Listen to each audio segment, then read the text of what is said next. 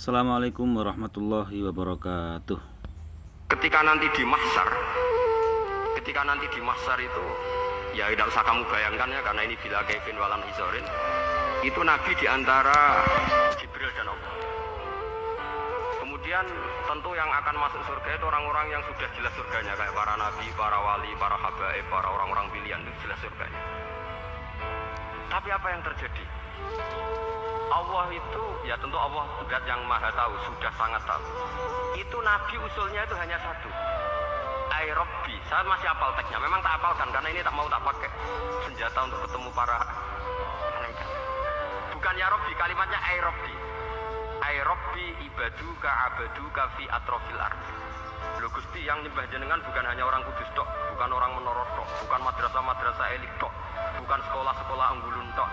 Banyak orang yang di tengah hutan juga nyembah jenengan, banyak orang yang kerja di Korea juga nyembah jenengan, banyak orang dengan segala kemiskinannya juga nyembah jenengan. Ya, jadi itu tadi ya. Ketika nanti di mahsyar, ini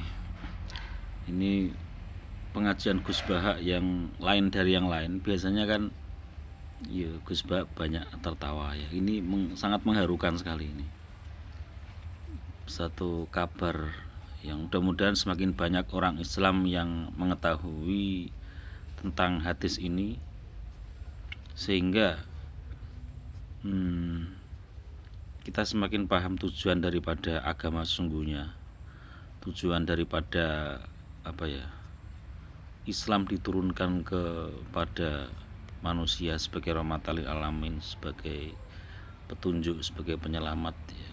Dengan yang disampaikan Gus Baha tadi, mudah-mudahan semakin banyak orang yang paham dan pola pikirnya berubah. Berubah itu artinya dari yang dulu suka serem-serem, suka mengancam-ancam, cenderung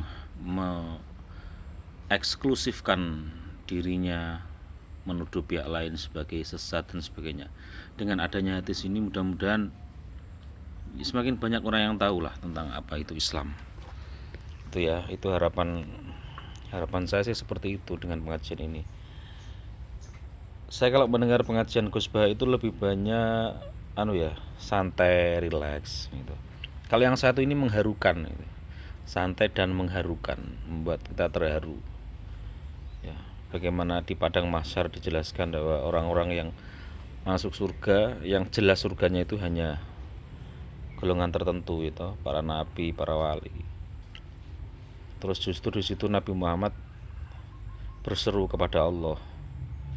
Yang intinya seruan itu memohon ya kepada Allah, ya Allah, yang menyembah Engkau kan fi atrofil ard.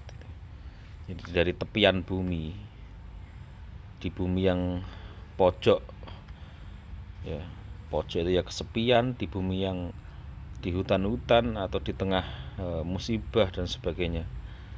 Ya. Mosok yang masuk surga hanya orang-orang yang golongan tertentu saja kan gitu. Terus bagaimana dengan umat Nabi yang lain yang mungkin dia lahir dari kalangan yang tidak alim ya, dia lahir dari lingkungan yang dia tidak pernah untuk memilihnya ya toh, atau orang yang kemudian ketika mencari ilmu itu dia membutuhkan perjuangan yang sangat berat ya kan. Kalau golongan seperti nabi, seperti wali, ulama-ulama besar itu kan mereka ya mendapat kemudahan untuk mencari ilmu, untuk mendapatkan ilmu. Artinya dari lingkungan keluarganya mendukung kan, dan setelah mencari ilmu itu mengamalkannya juga didukung oleh lingkungan keluarganya dan sebagainya, apalagi dengan nasabnya yang sudah sangat jelas misalnya kan. Nah, bagaimana dengan umat nabi yang lain yang jangankan untuk mencari ilmu secara lebih mendalam, untuk mencari ilmu agama secara lebih mendalam, memikir kebutuhannya saja kadang masih harus bekerja dengan susah payah ya kan. Atau yang ingin sudah mencari ilmu dengan berusaha payah, tapi ketika mengamalkan ilmu karena dia tidak memiliki nasab yang kuat untuk mendukung itu, akhirnya dia juga terkendala di tengah jalan. Seperti yang pernah diceramahkan oleh Mbah Maimun Zubair ya kan, sehebat anak apapun si anak itu, kalau bapaknya tidak paham, orang tuanya nggak paham, ya dia akan mengalami kesulitan untuk bisa tumbuh kan itu. Nah, sedangkan para ulama, para wali itu kan mereka sudah terkondisikan mendapatkan, atau mereka punya kecerdasan yang lebih misalnya. Ya. Makanya ini saya kira hadis yang sangat mengharukan, dan harus banyak orang Islam yang tahu tentang hadis yang disampaikan oleh Gus Bah ini. Ya. Sehingga apa? Optimisme itu bisa muncul gitu loh. Rasa bahwasanya Islam itu rahmat itu memang benar-benar lebih dominan gitu loh daripada sebagai ancaman. Karena kan pernah Sayyidina Ali bin Abi Thalib itu mengatakan bahwa ahli fikih yang sesungguhnya adalah yang bisa membuat orang itu merasa optimis dengan Islam, yang membuat orang itu bisa menyampaikan bahwa Islam itu mudah, ya intinya ke situlah gitu. Dan kita tahu Gus Bah sendiri saya kira banyak melakukan hal itu. Bahkan Gus Bah juga pernah menyampaikan satu hadis itu yang intinya bahwa kebanyakan ahli surga itu adalah orang bodoh. Ya, piye hadisnya itu? Al-bulhu, pokoknya kebanyakan ahli surga itu al-bulhu, orang yang bodoh, orang yang bodoh itu maksudnya bodoh polos gitu ya. Jadi seperti itu. Meskipun kalau untuk guyonan seperti Gus Bah, ya guyonan dengan ilmu ini juga butuh penelitian yang jelimet. Gus Bah sendiri sering mengatakan bahwa ilmu Al-Quran itu bukan ilmu yang mudah, tapi jelimet untuk mempelajarinya itu. Kapan menggunakan ayat ini untuk konteks apa. Jadi setiap ayat itu ya punya konteksnya, juga harus dipahami dengan ahwal ulama. Ahwal itu maksudnya ya kebiasaan ulama bagaimana dalam memahami sebuah ayat itu, tidak serta-merta begitu saja. Maka dengan Gus Bah menyampaikan hal seperti ini akan punya konsekuensi bahwa untuk melihat sesuatu itu tidak harus bahwa orang yang jelek itu pasti akan celaka.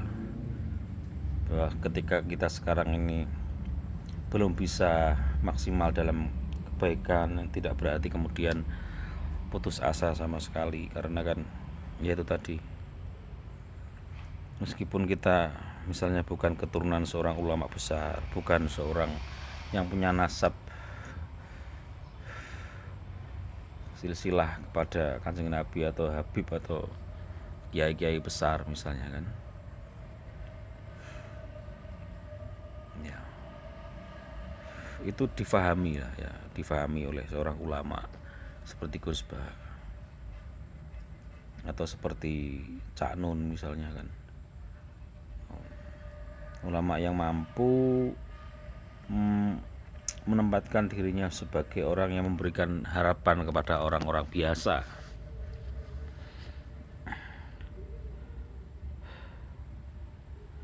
Ya kan? Dan itu penting saya kira, supaya orang tidak kemudian merasa dirinya paling benar. Ya, berhentilah untuk selalu merasa paling benar kemudian menjelek-jelekan pihak yang lain.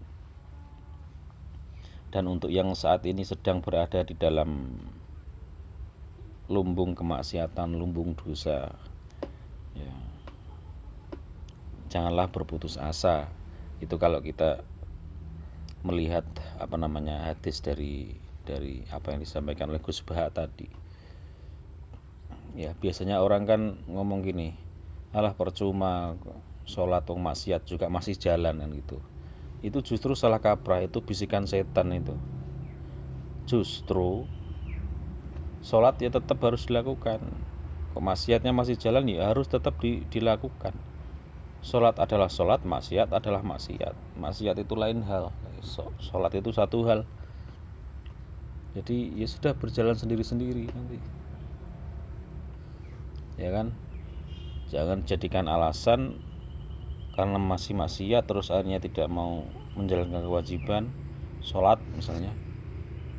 Jangan, karena itu nanti justru akan menunda-nunda waktu sholat, sementara orang tidak pernah tahu kapan dia akan diambil oleh Allah. Seperti itu. Apapun keadaannya, sujud itu sesuatu yang tidak bisa ditawar-tawar.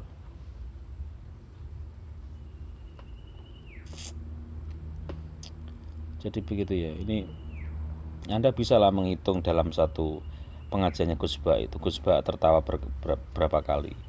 Tapi coba Anda amati lagi. Di dalam tertawanya Gus Ba itu pasti ada satu teori ilmu yang mendasari itu. Selalu ada dasar ilmiahnya Gus Ba ketika tertawa itu.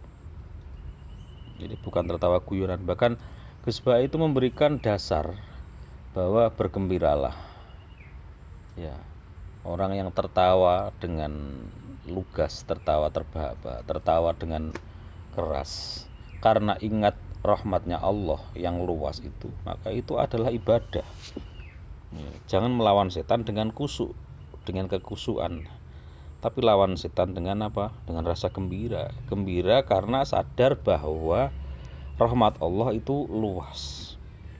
Kalau kita mungkin selama ini gembiranya karena hal-hal yang sifatnya itu naluriah misalnya, itu kan biasa-biasa saja. Misalnya gembira karena makan, gembira karena minum, gembira karena bertemu teman dan sebagainya. Itu kan masih sifatnya masih naluriah ya, masih ya umum lah ya. Umumnya orang ke situ, artinya belum kepada transendensi, belum kepada ingat bahwasanya rahmat Allah itu luas. Nah, kalau orang itu kemudian ingat bahwa rahmat Allah itu luas dan dia menjadikan itu sebagai dasar kegembiraannya, dasar dia itu bisa tertawa, maka itu menjadi ibadah nilainya. Semudah itu. Bahkan Gus Ba juga pernah menceritakan bahwa orang itu kalau misalnya dia punya teman ya, kumpul di musola gitu, kemudian cerita-cerita tentang masa lalu, nostalgia masa lalu, cerita ngalor ngidul, itu saja Allah sudah senang. Karena apa? Dia mensyukuri kehidupan yang Allah berikan, menikmatinya dengan cara apa? Bernostalgia. Ya, tinggal kita bagaimana membawa ini kepada zikir bahwa rahmat Allah itu luas.